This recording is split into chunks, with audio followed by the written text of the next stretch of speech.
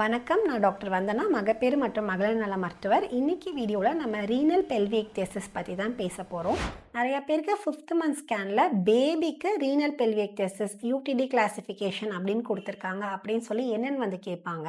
So நம்மளோட கிட்னிஸ்லாம் function ஆகிற மாதிரியே பேபிக்குமே பை 5th மந்த் ஸ்கேன் பண்ணுற டைம் 20 வீக்ஸ்லேயே வந்து கிட்னி நல்லபடியாக ஃபங்க்ஷனிங்காக தான் இருக்கும். ஸோ இந்த கிட்னியும் பிளாடர், அதாவது ஒன்றுக்கு பையும் கனெக்ட் பண்ணுறதுக்கு ஒரு டியூப் இருக்குது, அதுதான் யூரிட்டர்னு அர்த்தம். அந்த கிட்னியும் யூரிட்டரும் ஜங்ஷன் ஆகிற இடத்த தான் நம்ம ரீனல் பெல்விஸ் அப்படின்றது சொல்லுவோம்.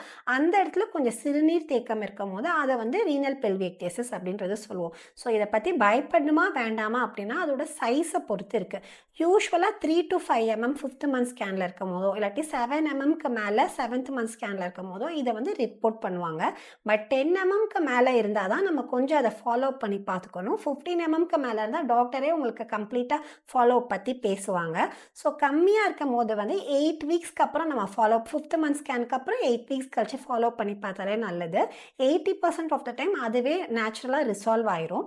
அப்படி ரிசால்வ் ஆகலனாலும் அதை எவ்ரி 4 வீக்ஸ் நம்ம ஃபாலோ பண்ணிவிட்டு பேபி டெலிவரிக்கு அப்புறம் 48 ஹவர்ஸில் ஒரு ஸ்கேன் எடுத்து பார்ப்பாங்க. அப்போ நார்மல் ஆயிடுச்சுன்னா அதுக்கப்புறம் ஃபாலோ அப் சொல்லுவாங்க. இல்லாட்டி ஒரு 6 மந்த்ஸ் வரைக்கும் அதை ஃபாலோ பண்ணி தான் பார்ப்பாங்க. சைஸ் ஒரு 15 mmக்கு மேலே இருக்குது அப்படின்னா அப்போ வந்து பீடியாட்ரிக் யூரோலஜிஸ்ட் சொல்லுவாங்க. அவங்களோட ஹெல்ப் அண்ட் ஒப்பீனியனை கேட்டுட்டு அதுக்குள்ளான ட்ரீட்மெண்ட் பார்ப்பாங்க.